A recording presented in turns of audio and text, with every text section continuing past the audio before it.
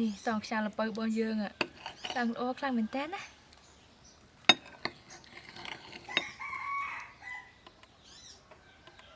អូយគាត់តែឃើញគាត់ទៅនងឆ្ងាញ់ដែរនេះឥឡូវនេះខ្ញុំភ្លក់វាសិនណា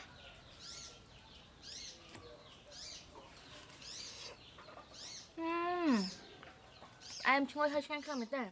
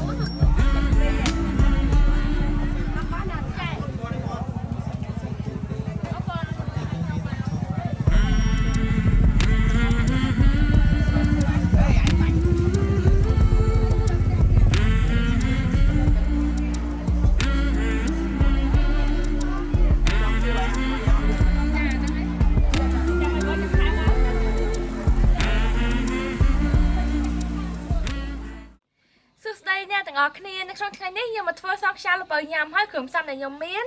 ខ្ញុំប្រើជាមួយនឹងលពៅទូចៗនេះចំនួន4ណាអូឡើងល្អខ្លាំងមែនតើបន្តមកទៀតខ្ញុំមានជាមួយនឹងស្លឹកតើយខ្ញុំប្រើពងទាលាយជាមួយនឹងពងមាន់ទឹកខ្ទិះដូងអំបិលហើយនឹងស្ករសហើយសម្រាប់ដលងនេះវិញគឺខ្ញុំយកមកចំហុយតោះចាប់ផ្ដើមធ្វើជាមួយខ្ញុំទាំងអស់គ្នាដំបូងឡើយខ្ញុំចាប់ផ្ដើមចិតលពៅខួងវាសិនណា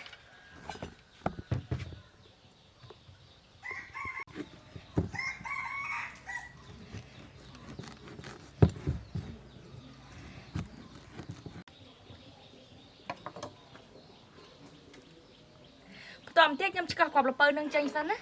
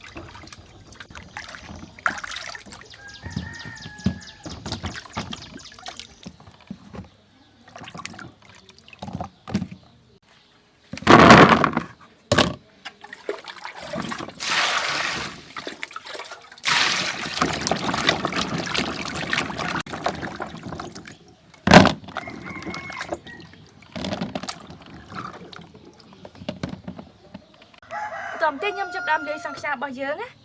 ដាក់ពងទានិងពងមាន់ចូល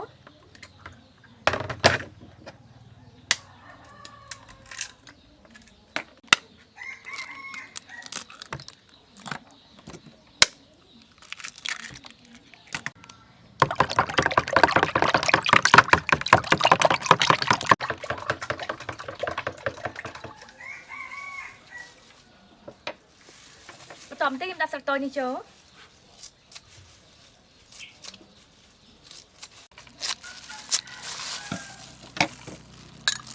អំបិល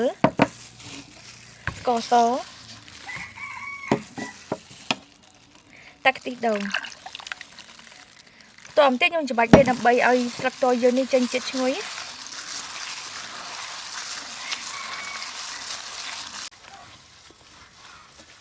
ឥឡូវនេះស្លឹកតើយរបស់យើងចេញក្លិនឈ្ងុយណាខ្ញុំចាប់ផ្ដើមត្រងវាចេញ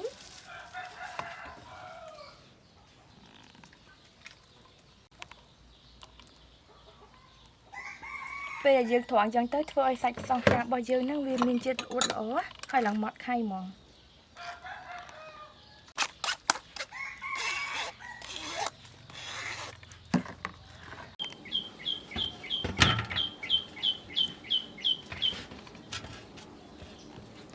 តោះបន្តិចខ្ញុំដាក់សង់ខ្យារបស់យើងចូលទៅក្នុងផ្លែល្ពៅ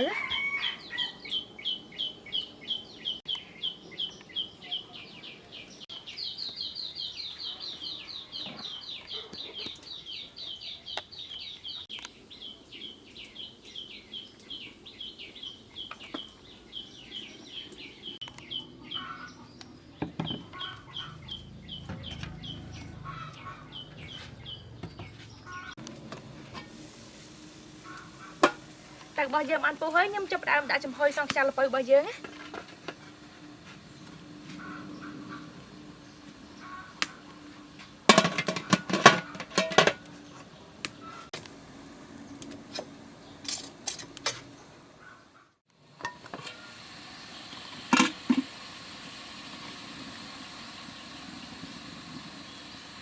ឥឡូវនេះល្ពៅចំហុយរបស់យើងបានឆ្អិនហើយណាខ្ញុំចំហុយវារយៈពេលកន្លះម៉ោង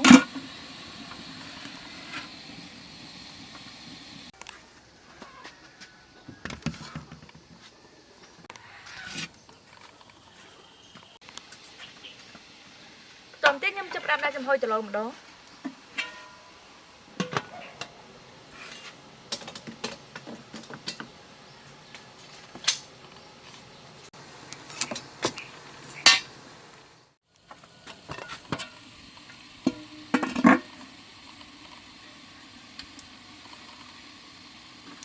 តឡងហើយនឹងសង់ខ្យារបស់យើងបានឆ្អិនណាឥឡូវនេះខ្ញុំលើកវាចេញសិន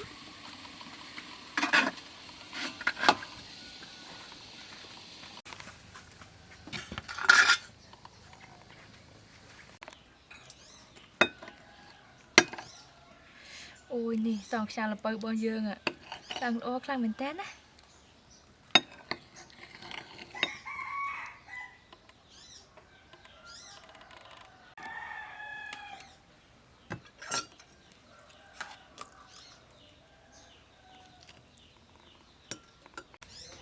សង់ខ្យាល្ពៅហើយនឹងសង់ខ្យាតឡងរបស់យើងបានឆ្អិនហើយតោះញ៉ាំជាមួយខ្ញុំទាំងអស់គ្នា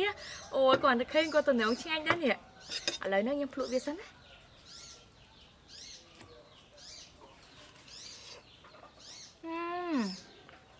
អែមឈ្ងុយហើយឆ្ងាញ់ខ្លាំងមែនតើ